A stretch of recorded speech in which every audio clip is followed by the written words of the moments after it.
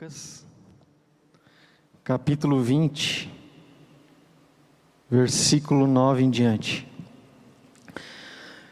Minha ideia, irmãos, hoje aqui, é falar sobre Israel. Nós vamos falar sobre 3 pontos, mas nós vamos entender aqui quem é Israel.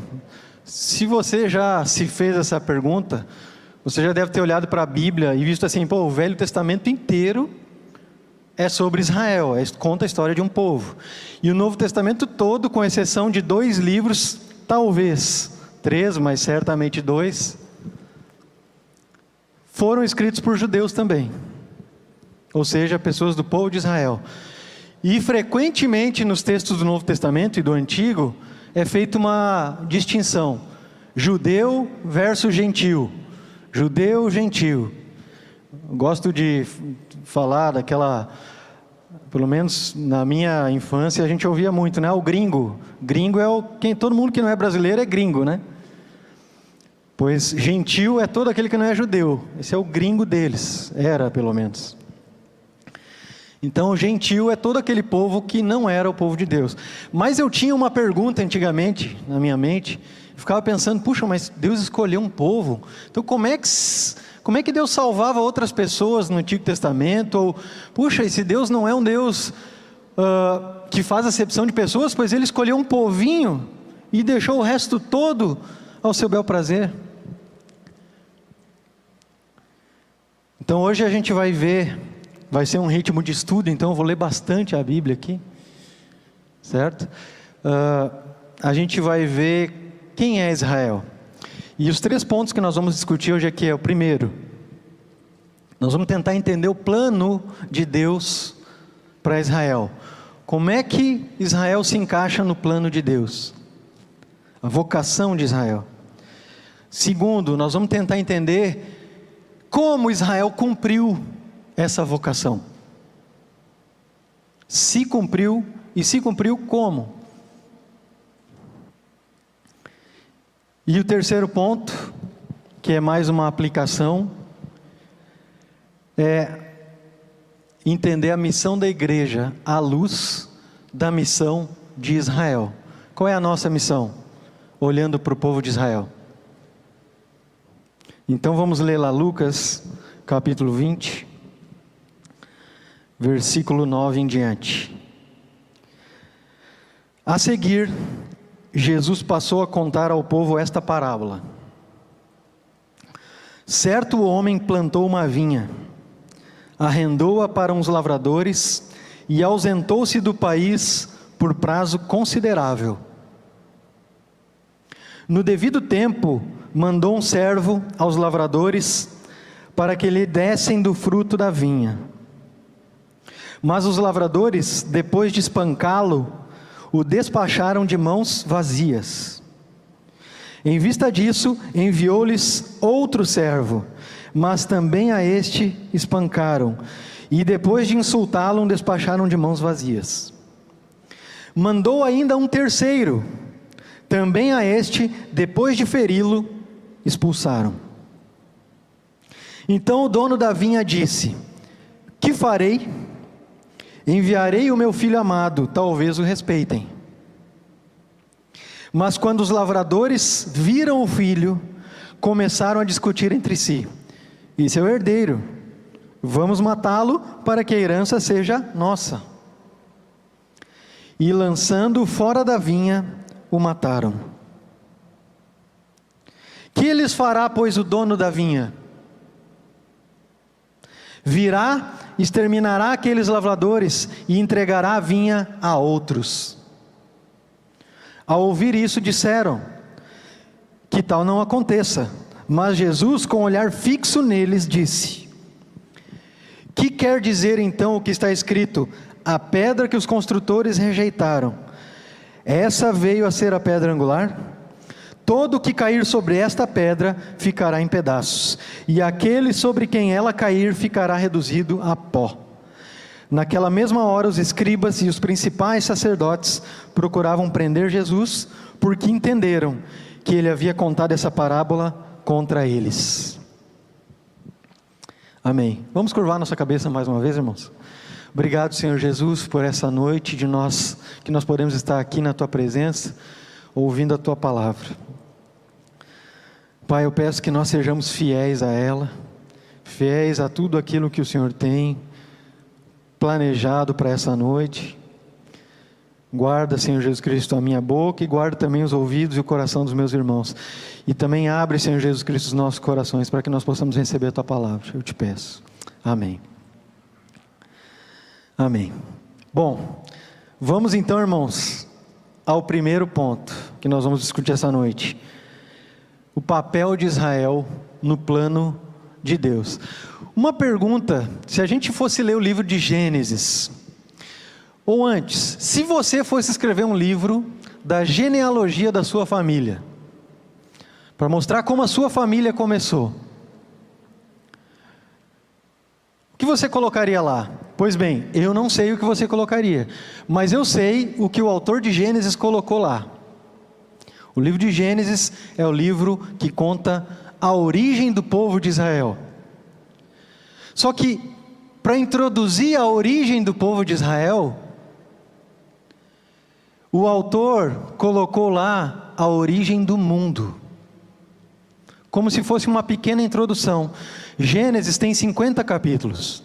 11 desses capítulos contam como Deus criou o mundo, como o pecado do ser humano destruiu o mundo que Deus criou, e até o capítulo 11, e do capítulo 11 em diante, conta a história, o começo do povo de Israel. Então, eu não sei o que nós colocaríamos nessa genealogia, mas o autor de Gênesis, Moisés, e provavelmente aquele que compilou os escritos de Moisés, que nós não sabemos quem foi, ele quis colocar lá a história do mundo, iniciando a história de Israel.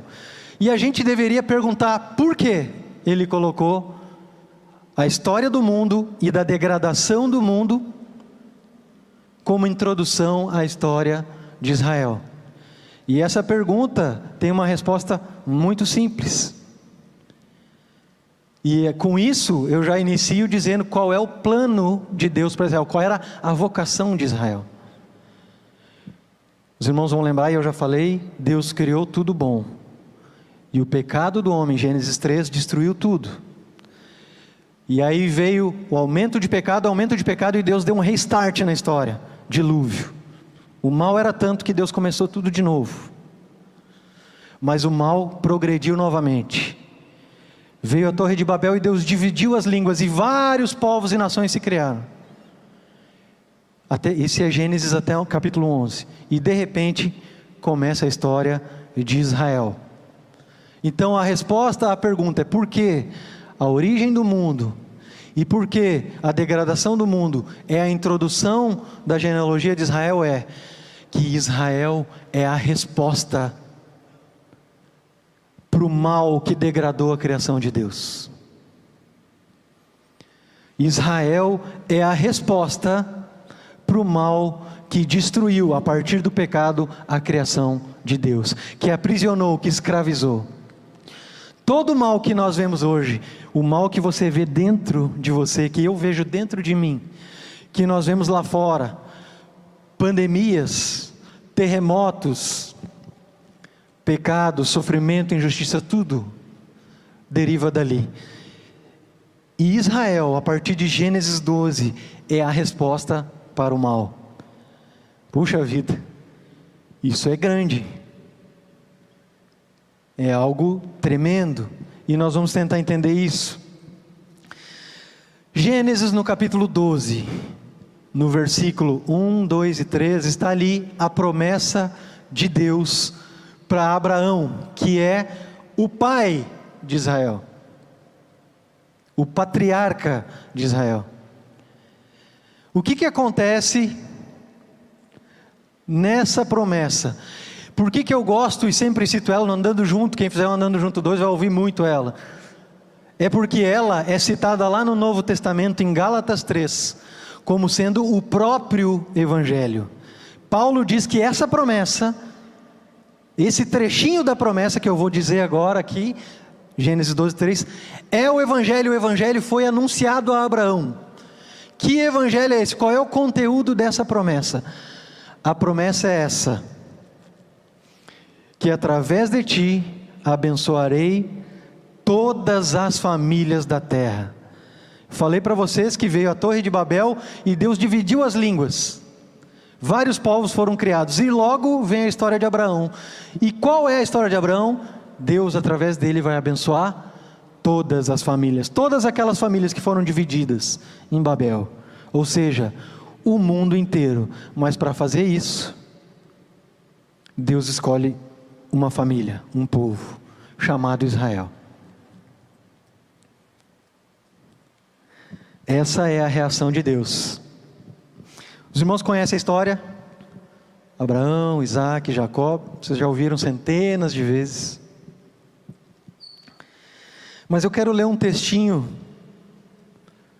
sobre o amor de Deus por Israel, que está lá em Oséias, capítulo 11. Nós ainda estamos discutindo qual é o plano e o propósito de Israel, a vocação de Israel.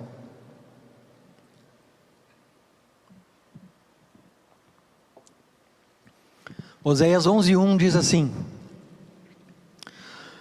quando Israel era menino, eu o amei, e do Egito chamei o meu filho. Deus, através do profeta Oséias aqui, está falando sobre Israel antes de ser uma nação. Quando Israel era uma nação frágil, sem governo, escrava, eu o amei, Deus diz. E chamei, retirei, libertei Israel, o menino, do Egito. Deus amou Israel, não porque Israel era uma nação poderosa, não porque Israel era uma nação que tinha alguma coisa para oferecer, mas Deus amou Israel por causa da sua promessa que ele tinha feito a Abraão. Israel não tinha nada. A gente poderia trazer para nós hoje e dizer a mesma coisa para nós, igreja, para nós, seres humanos. Você e eu não temos nada que seja, que Deus possa amar em nós por causa dos nossos méritos, nada. Israel também não tinha nada. Deus nos ama porque Ele é amor, não porque há alguma coisa boa em você, nem porque há alguma coisa boa em mim ou em Israel. Deus dá o primeiro passo sempre a nós. E Deus deu o primeiro passo em Israel. Ok, sabemos que Israel é o filho amado de Deus então. Israel é o povo eleito, escolhido. Agora, vamos ver qual é a vocação de Israel. Por quê? Ou melhor, a pergunta que a gente deveria fazer não é por quê, mas é para que Deus escolheu Israel. Êxodo capítulo 19.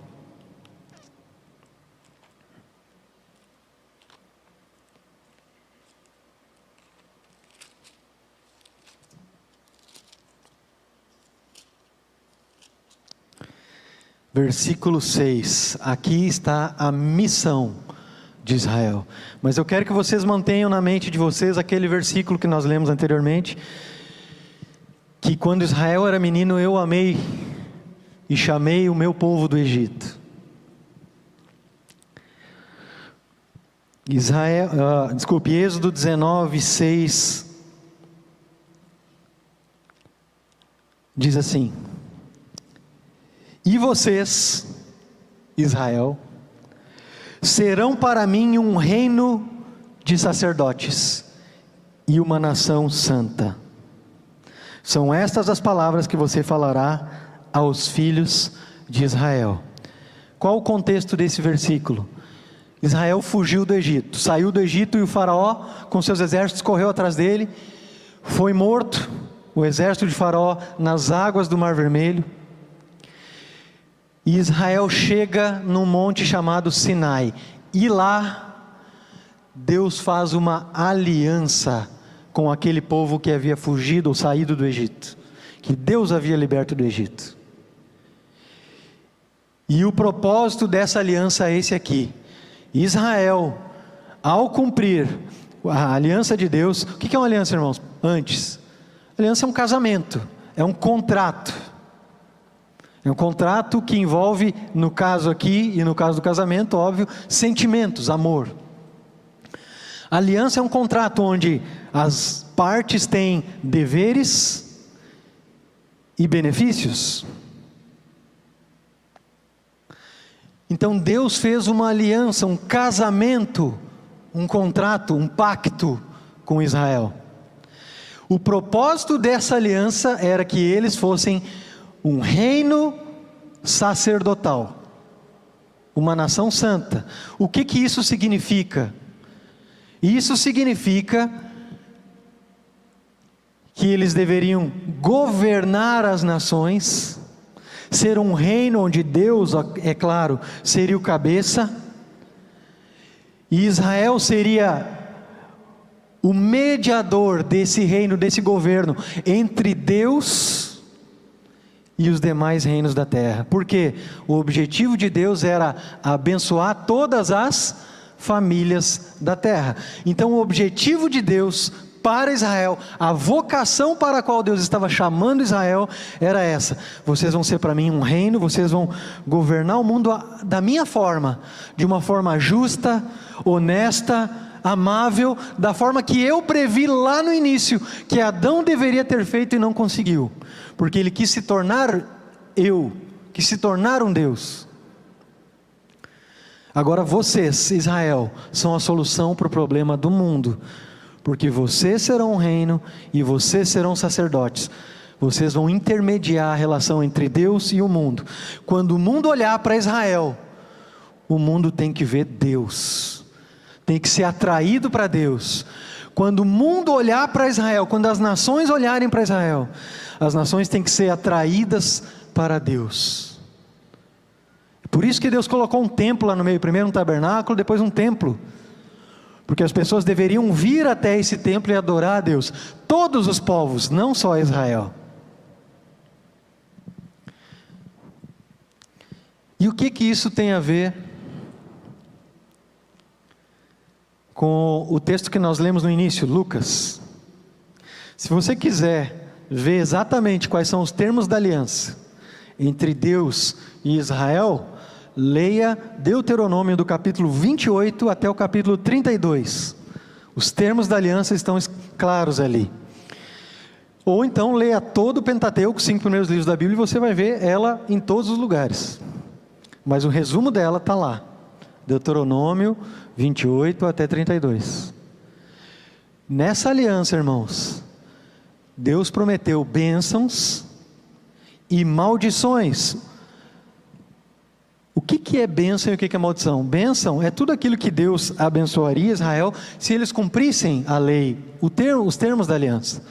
Olha só, é aqui que entra as bênçãos financeiras do Velho Testamento, o livro dos judeus. O Velho Testamento é a Bíblia dos judeus, do povo de Israel.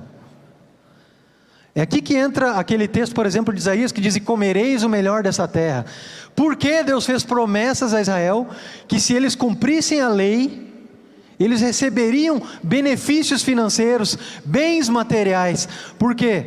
Porque eles deveriam, ao cumprir a lei, tipificar o estado para o qual Deus queria levar todo mundo. O mundo inteiro era para ser abençoado, como Israel seria abençoado. Israel seria uma nação que comeria o melhor dessa terra, mas não era só para Israel. O mundo veria Israel dessa forma e viria até o Deus de Israel. Então as promessas que estão no Velho Testamento, de bênçãos financeiras, não são para nós hoje.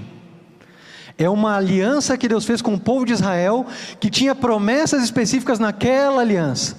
A aliança que Deus tem com nós hoje, nós vamos falar um pouquinho sobre ela, mas o tema hoje não é aliança. O tema hoje é Israel, né?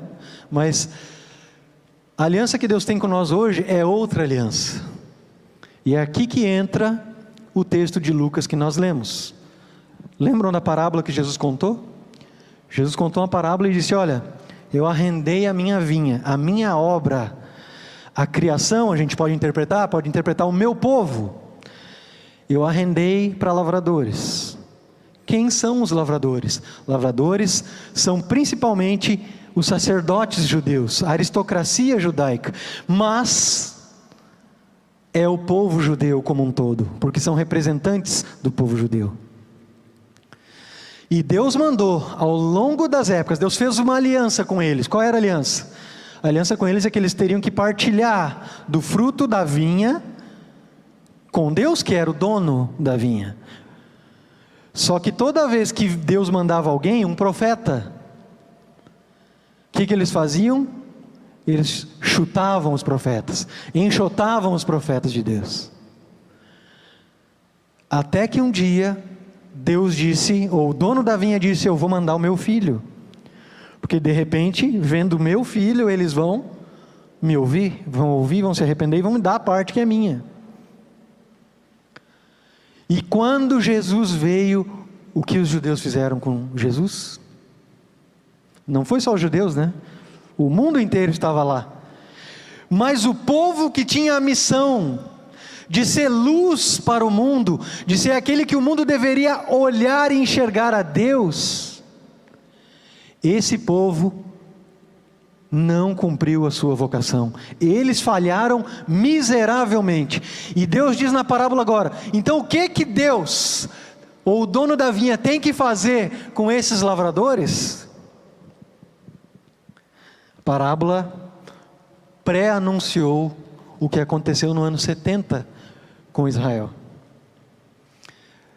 O exército romano veio e destruiu Jerusalém, e não só Jerusalém, outras cidades de Israel, destruiu. Para os irmãos terem uma ideia, 1 milhão de pessoas em Jerusalém, judeus, foram mortos. 79 mil foram levados como escravos.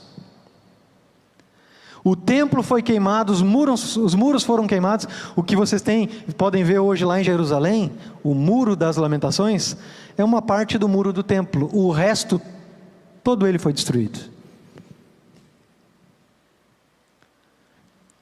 Esse foi o juízo de Deus para com aqueles trabalhadores. Deus tinha uma missão para Israel. A missão de Israel era ser luz. Vocês querem ver uma coisa que no Velho Testamento já tem uma expectativa? Porque Israel estava fechando somente por causa da aliança, a lei, Israel estava entendendo que eles eram um povinho especial de Deus. Nós somos o povo, o mundo não precisa, o mundo não é de Deus, nós somos de Deus. E aí o que aconteceu com Israel? Olha a expectativa que nascia, expectativa profética que nascia a respeito do Messias. Abra em Isaías 49.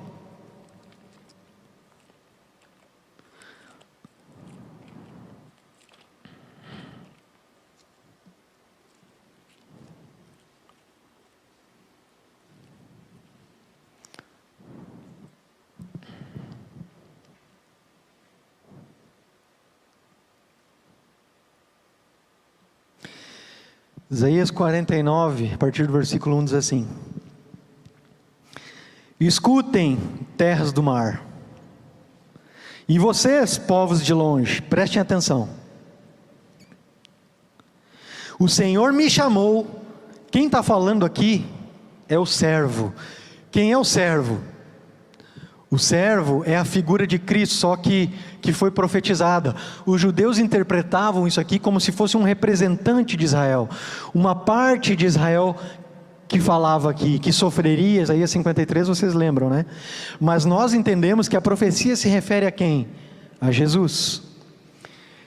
Mas olha que interessante, precisa ser Jesus ou precisa ser Israel? Não pode ser os dois? Sim. E eu vou explicar logo na frente, mas vamos ver a expectativa. Escutem, terras do mar, e vocês, povos de longe, prestem atenção. O Senhor me chamou desde o meu nascimento. Lembram daquele versículo que nós lemos antes? Quando era menino do Egito, Israel, do Egito chamei o meu filho, eu o amei. Desde o ventre da minha mãe fez menção do meu nome.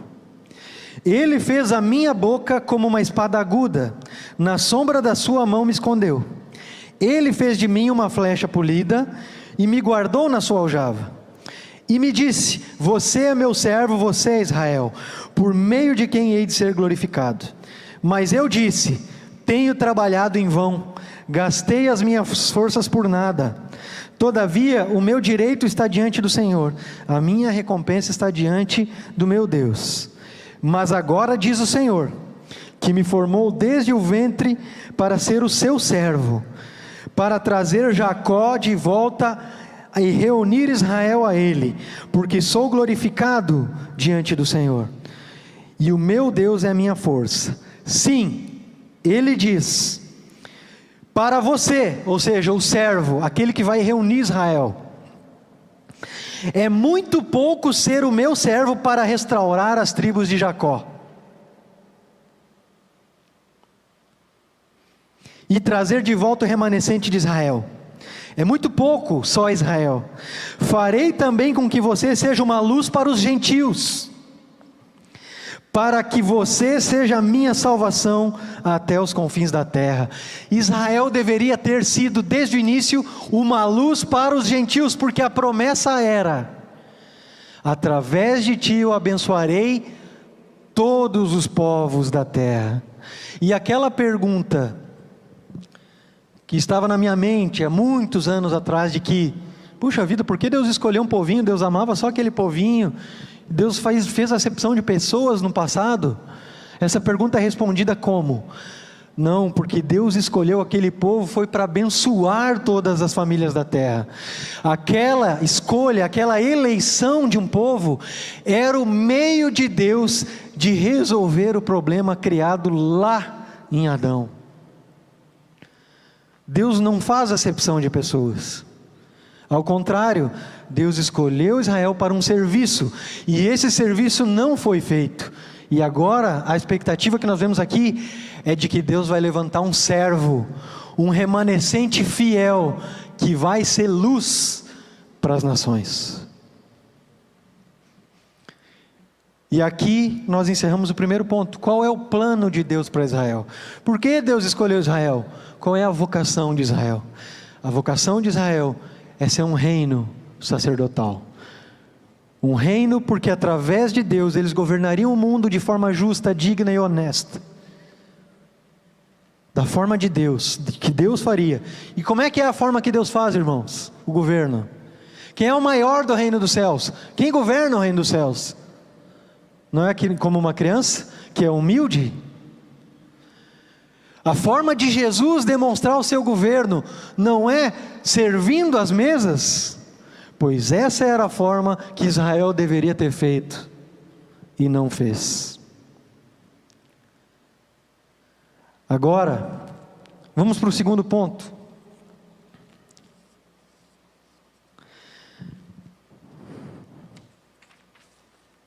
Como Israel cumpriu a sua vocação? E eu quero voltar ao texto de Oséias 11.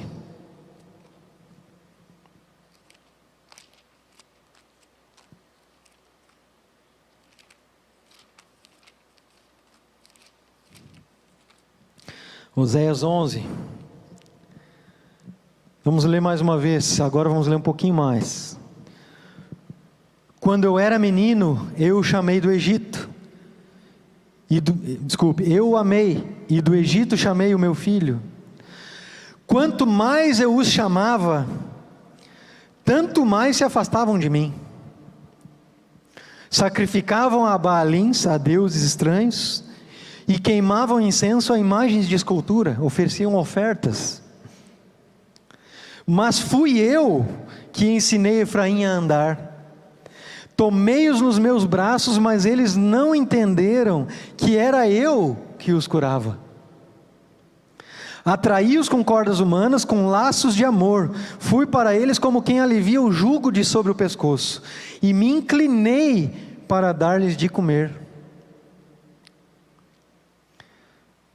Israel aqui parece um menino, mas não apenas um menino, né? Parece um bebê.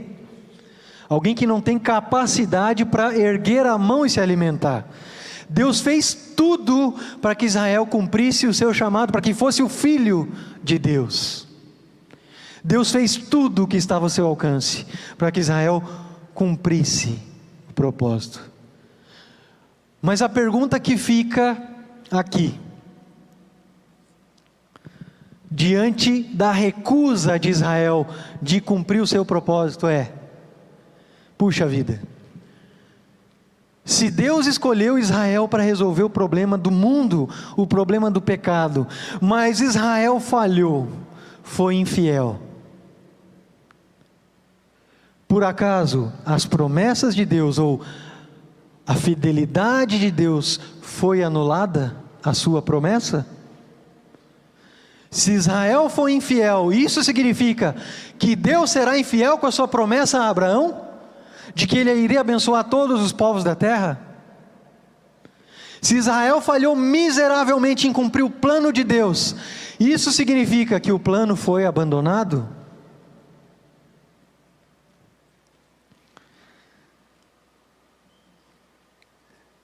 Para que fique bem claro, irmãos, que Israel falhou miseravelmente, eu quero que você abra comigo em Romanos, capítulo 2.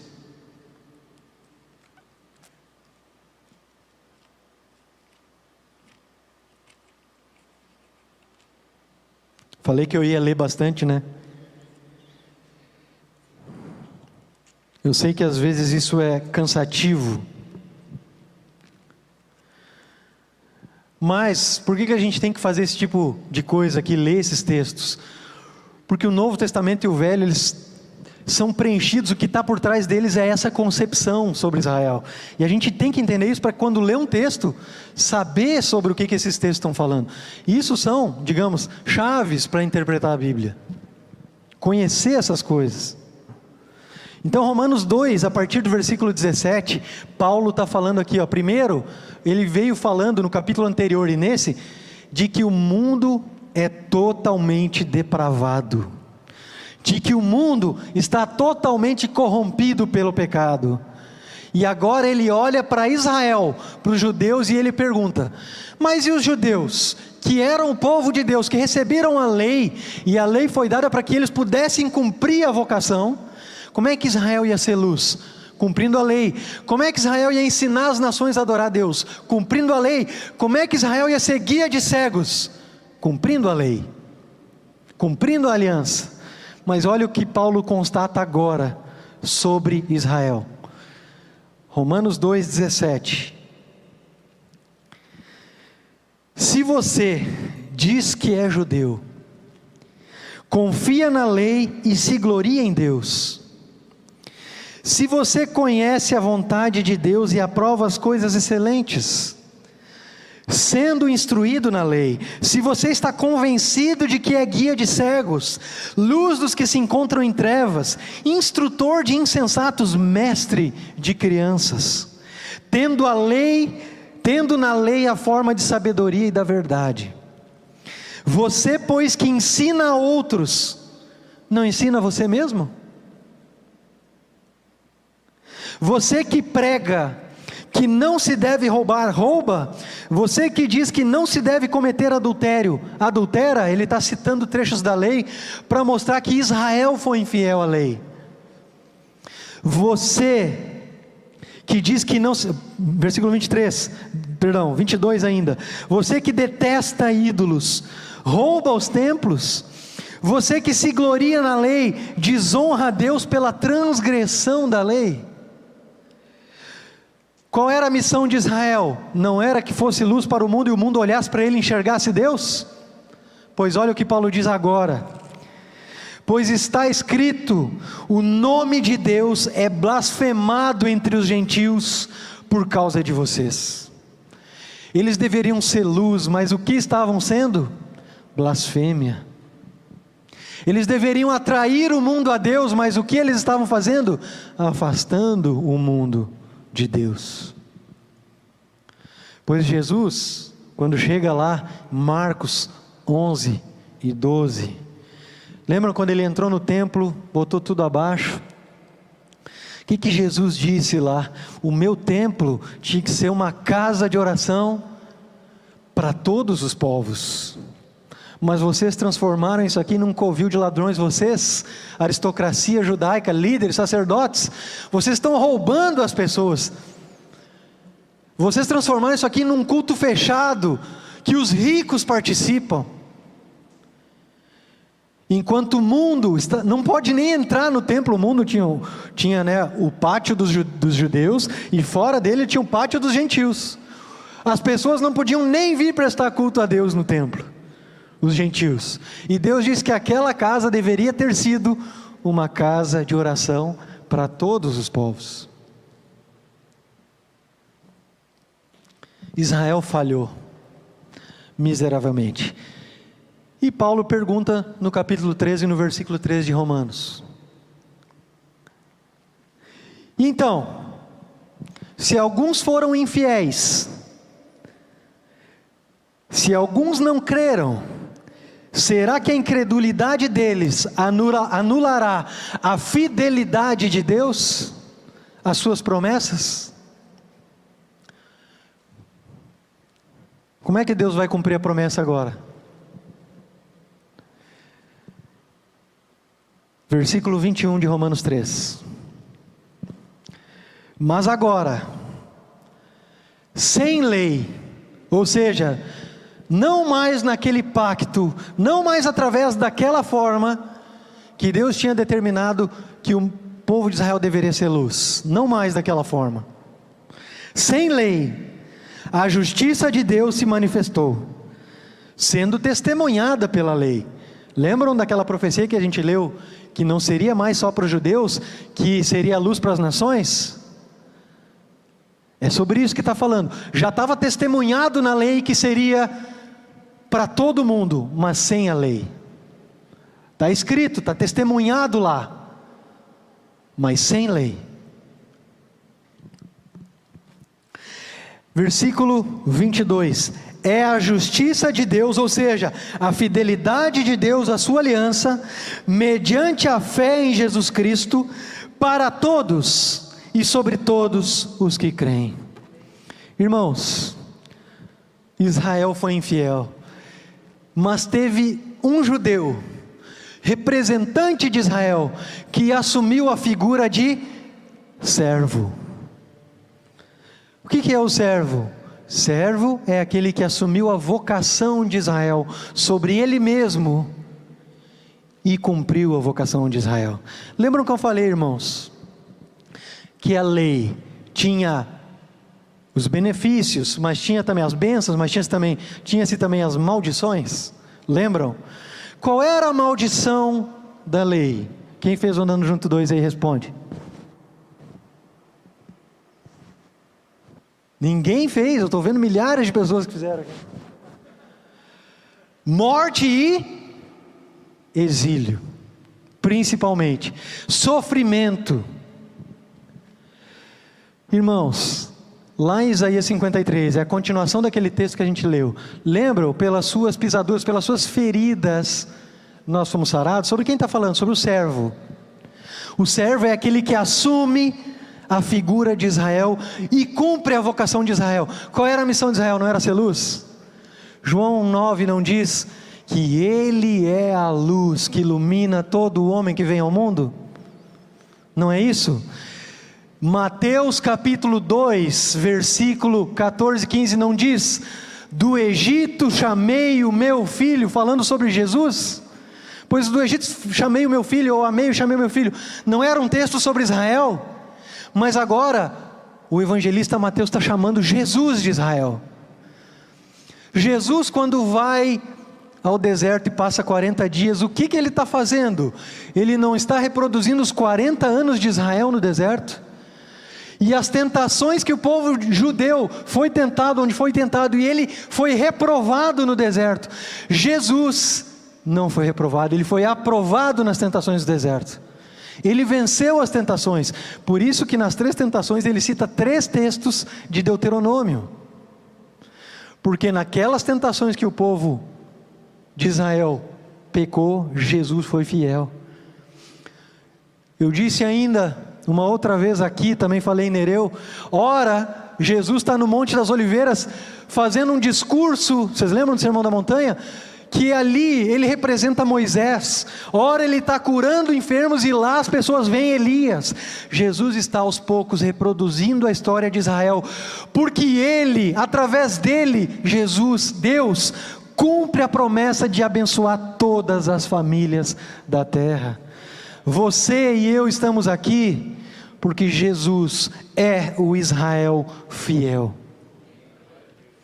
Israel falhou em cumprir as promessas de Deus, cumprir os decretos de Deus, a lei de Deus, mas agora, sem a lei se manifestou a justiça de Deus, a fidelidade de Deus, as suas promessas. É por isso que eu gosto tanto daquela música, e quando eu canto eu penso nisso. Fiel tu és, fiel para sempre tu serás. É sobre isso que a fidelidade de Deus no Novo Testamento está falando, que Deus é fiel em cumprir as promessas que Ele fez no passado. E quais são essas promessas? É a promessa de resolver o problema que Adão, o pecado de Adão, que o pecado do mundo trouxe, que Israel não conseguiu, mas Jesus conseguiu, por causa da fidelidade de Jesus. Vocês lembram daquele texto de Filipenses 2, que diz assim, que ele foi obediente até a morte? Por isso Deus deu um nome para ele que é acima de todo nome. Por quê? Porque ele foi obediente, assim, da forma diferente, né? De uma forma que Israel não conseguiu ser, que Adão não conseguiu ser.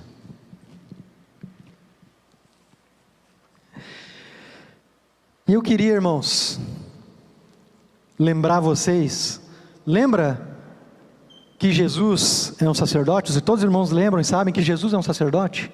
Jesus é o sumo sacerdote. Lembram de Hebreus? Que ele é um sacerdote segundo a ordem de Melquisedeque, ou seja, ele não era um descendente da tribo lá de onde saíram os sacerdotes, não é um descendente de Levi, ele é judeu, ele era da tribo de Judá, mas ele é um sacerdote da ordem de Melquisedeque, ou seja, que não precisa de tribo. Lembram que Jesus é o sumo sacerdote? Em Hebreus diz que ele adentrou o santuário celestial e fez um sacrifício ao mesmo tempo em que ele era o sacerdote. Qual o sacrifício? Ele mesmo. Jesus, quem aqui já orou o Pai Nosso? Venha o teu reino. Quem é o rei? Não é Jesus? Jesus não é o seu rei? Você não chama ele de Senhor? Pois Jesus, irmãos, foi feito rei e sacerdote. Qual era a missão de Israel? Reino e sacerdócio. Então esse é o segundo ponto. Como Israel cumpriu a sua vocação? Israel cumpriu a sua vocação através do servo fiel, Jesus. O próprio povo de Israel não foi capaz de cumprir, mas um dentre os judeus foi. E agora eu quero passar para o terceiro ponto.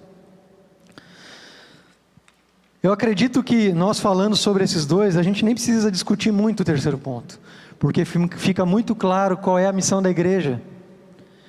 Qual era a missão de Israel? Reino sacerdotal. Atrair o mundo a Deus e fazer o que Jesus fez, sendo um reino, servindo o mundo. O rei serve. A missão de Israel era essa, a missão de Jesus era essa. Qual é a missão da igreja? Ser um reino sacerdotal. Vocês querem ver? 1 Pedro 2, 9, e eu vou encerrar, tá, irmãos? Fiquem tranquilos.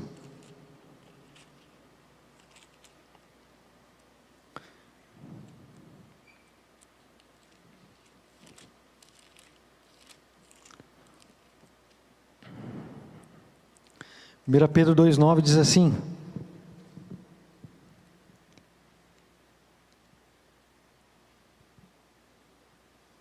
vocês, porém, está falando para a igreja, são geração eleita. Vocês são o povo eleito agora. Sacerdócio real, ou reino de sacerdotes. Vocês, irmãos, nós somos reino de sacerdotes. Quando o mundo olhar para a igreja, o mundo tem que ver quem? Deus. Quando o mundo olhar para a igreja, o mundo tem que ser atraído para adorar a Deus. Para não dizer que vamos ficar só num texto, vamos lá em Apocalipse 1. Apocalipse 1, 6. João falando com a igreja. E nos constituiu o quê? Reino, sacerdotes para o seu Deus Pai. O que Jesus fez na cruz? Qual foi a missão que Ele nos entregou? A missão da reconciliação. Que missão é essa? É a missão de ser reis, mas reis da forma de Jesus, e sacerdotes. Mais uma vez eu vou ler um outro texto aqui. Os irmãos não precisam abrir, mas está em Apocalipse, capítulo 5. Versículo 9, diz assim: cantavam um novo cântico dizendo: digno és de pregar o livro e de quebrar os selos, porque foste morto, e com teu sangue compraste para Deus os que procedem de toda tribo, língua, povo e nação, e para o nosso Deus os constituíste reino e sacerdotes. Qual é a missão da igreja, irmãos? Lembram que Paulo disse para os judeus: olha, vocês deveriam ser luz, deveriam instruir as nações no caminho do Senhor, mas vocês não instruíram a vocês mesmos. Vocês dizendo que tinha que se praticar a lei, vocês mesmos não praticavam. Agora sem lei se manifestou Jesus, e Jesus nos entrega uma vocação, e a vocação que nós recebemos é: sejam reis da forma de Cristo e sacerdotes, ou seja, mediem o relacionamento entre o mundo e Deus.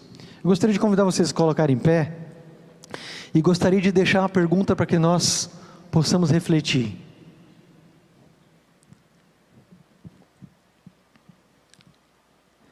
Quando o mundo olha para a igreja, assim como as nações olhavam para Israel no passado,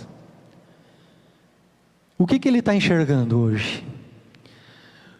Paulo deu um diagnóstico. Ele diz que os judeus, quando o mundo olhava para eles, ao invés de glorificarem a Deus, eles blasfemavam contra Deus.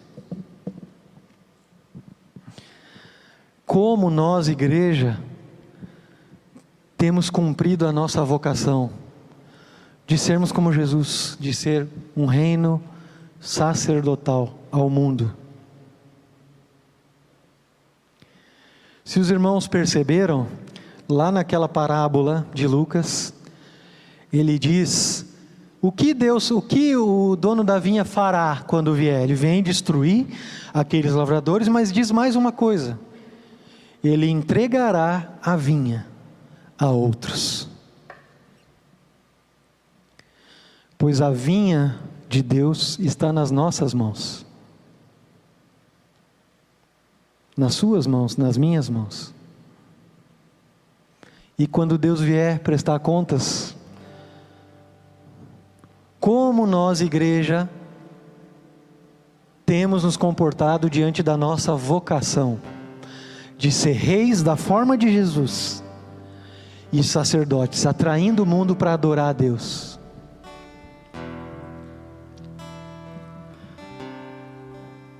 Espero que essa pergunta bata forte na mente de vocês e na minha, todos os dias, até que nós possamos dizer que nós estamos, por causa de nós, por causa do nosso procedimento, o mundo lá fora está vendo as virtudes de Deus, está glorificando a Deus. Amém?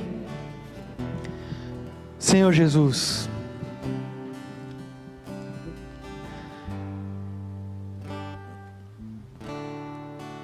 nós colocamos a nossa vida mais uma vez diante da Tua presença. E a nossa oração, Senhor, é que o Senhor nos ajude a sermos como Jesus, reis, que amam a criação, que servem o mundo, e que atraem, sacerdotes que atraem o mundo para a presença de Deus através do nosso proceder. Perdoa-nos, Senhor Jesus Cristo, se não temos cumprido a nossa vocação, assim como Israel não cumpriu a sua vocação.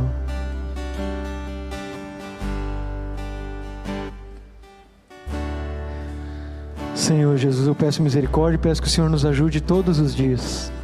Abençoa os meus irmãos, abençoa a mim. Eu te agradeço por este culto e peço que o Senhor esteja abençoando o resto da semana de todos nós, nos livrando, Senhor Jesus Cristo, de todo o mal, do mal que tem se apresentado nos nossos dias. Eu te peço, Senhor, e te agradeço por essa oportunidade. Muito obrigado, Senhor Jesus. Amém. Amém. Despeço. Irmãos, para finalizar aqui, eu só gostaria de dizer que o texto lá da oliveira, vocês vão lembrar que em Romanos capítulo 11, que é o que finaliza toda essa história que a gente falou aqui hoje. Romanos capítulo 11, ele fala de uma oliveira. E diz que os ramos naturais, a oliveira é Israel, os ramos naturais dessa oliveira foram cortados. E nós somos ramos enxertados nela. E ele dá um aviso e disse: não se gloriem diante de Israel, dizendo assim: ó, Israel passou o tempo, então viu, eles eram maus. Não façam isso, porque assim como eles foram cortados, se eles eram ramos naturais, quanto mais vocês que são ramos enxertados. Então assim, oremos pelo povo que não conseguiu cumprir a missão, para que eles reconheçam também quem é o Messias, né? E que nós possamos inclusive ser luz para eles, para que no tempo dos gentios, diz Paulo, os próprios judeus possam sentir ciúmes e vir a Jesus por causa de nós. Amém?